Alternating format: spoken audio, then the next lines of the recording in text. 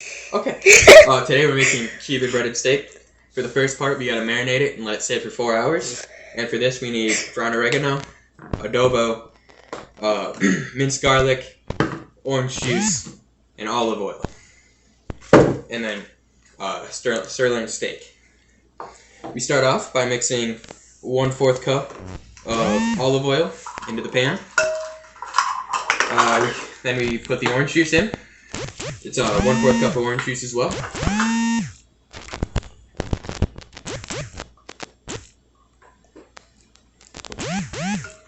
And then after the orange juice, it is how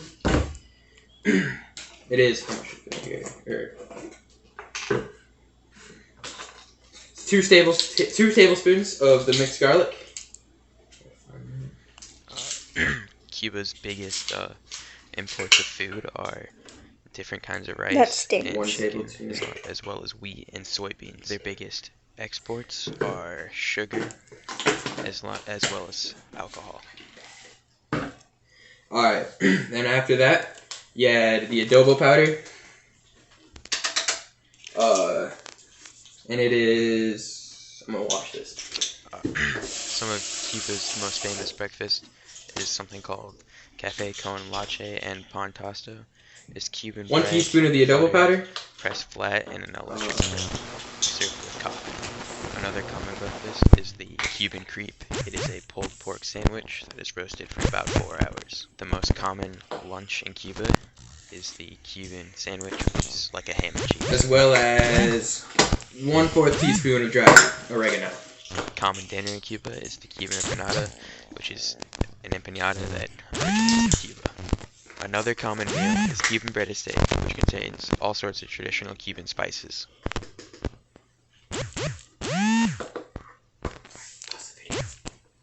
You ready?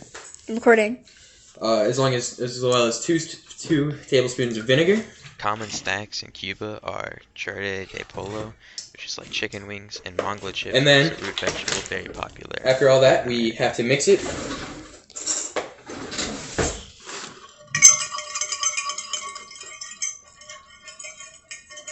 Probably would have been easier with a spoon. But after you mix it, Why did you grab a fork? you add your steak. Popular Cuban drinks are the Cuba Libre, which is like a rum and coke, and Cuban Espresso, which is a very popular type of coffee. And then you seal it off with plastic wrap.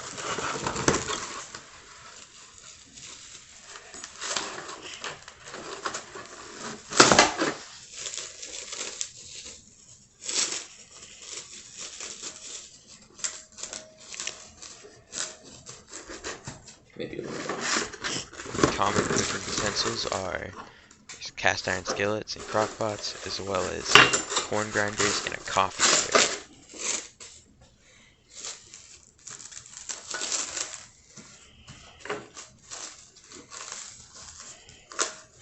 And then after it is properly sealed, you let it sit for 4 to 12 hours or overnight. Then we cancel the video. Alright. For the flour, you add a 1/2 teaspoon of salt into a food processor. Then 2 teaspoons of garlic powder into the same food processor. Food customs in Cuba is they have meat in almost every meal, and pork is the most popular, followed by beef. You're spilling. And after that, you add your cup of crackers, which is 3 packets for this brand. Religious food customs in Cuba are around the holidays. They have something called ordeñas, and then they have mashed potatoes and Cuban salad for dinners and appetizers. And dessert, they have 3 milk cake or tres leches.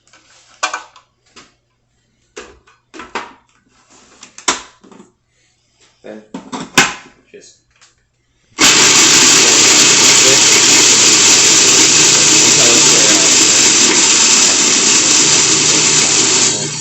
Vegetables with a knife when sitting down, the head of your family is always head of the table.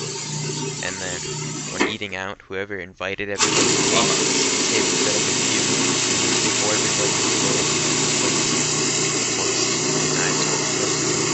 And then when you use the spoon for dessert, when you're not eating with the spoon, you often rest it on the plate itself.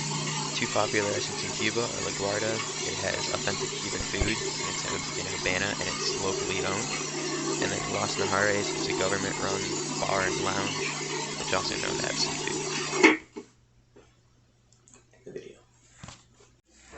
For this next part, you need to cover the steak in a cup of flour. Cuba, being a communist country, means a lot of things are not privately owned. But in the early 1990s, they started allowing people to own their own businesses, and a paladar means a restaurant is privately owned and is not being owned by the government. Fidel Castro, the first leader of Cuba, loved dairy products, and specifically ice cream. He loved ice cream so much he had a cow bred called Uber Blanca, and the cow was well adapted to live in the Cuban climate and make tons of milk for his ice cream addiction.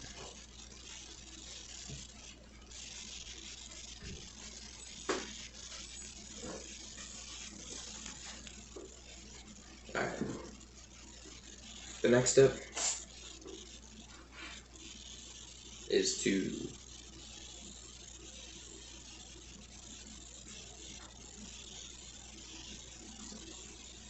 we add egg whites. Can't see the video. Alright, so you need 2 egg whites beaten. And to get the egg whites, you just gotta get the yolk separated. And if a little gets in there, it's fine. You can take it out later.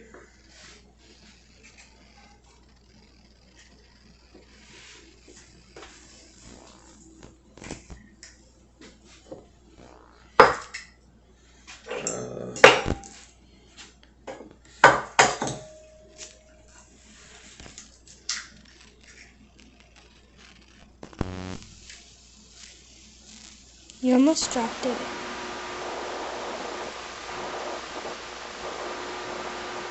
And then once you get most of the egg whites, you can get any, or try to get any yolk that got in there out.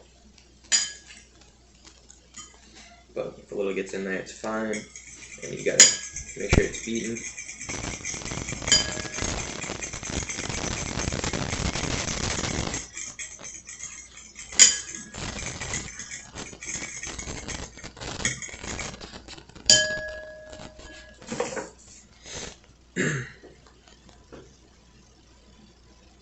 And then you add it to your steak with flour on it.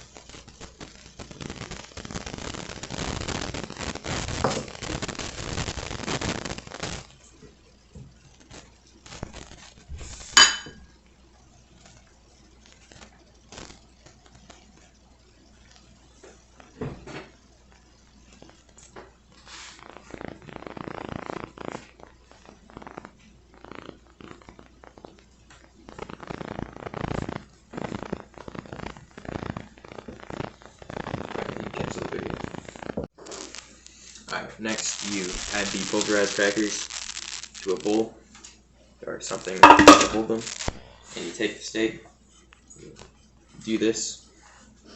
I gotta grab a plate.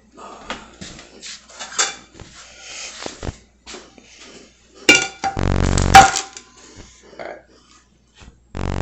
Then when they're covered or mostly covered, you can always go back and redo if you don't think it's enough. You can put them on a plate.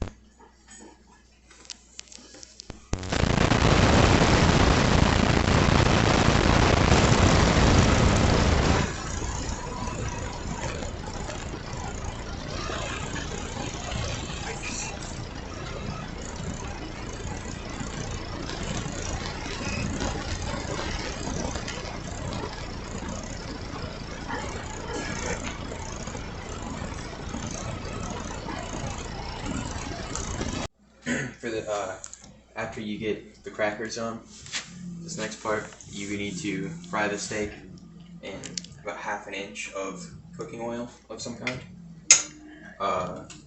You can cook it for 3 to 4 minutes on each side until it's about golden brown.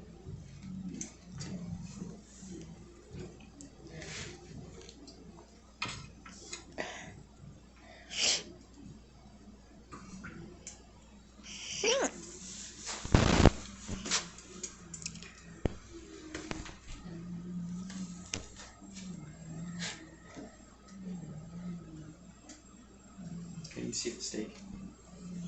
Yeah. But I can't go any further because I'm recording.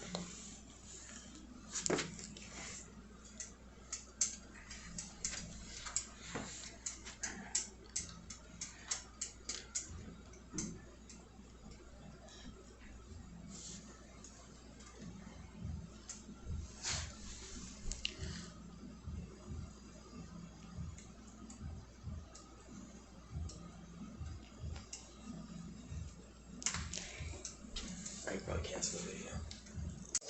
Alright, after about the 3 to 4 minutes is up, you can grab your steak, flip it, make sure it looks something like that. Maybe a little bit redder.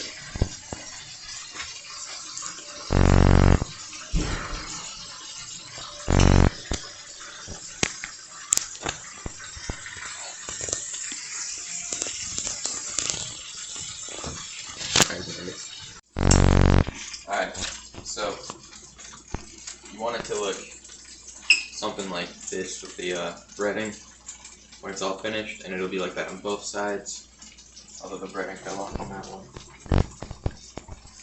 And then after you get all the ones you put in, you can put in your second batch if you have any. If you have one.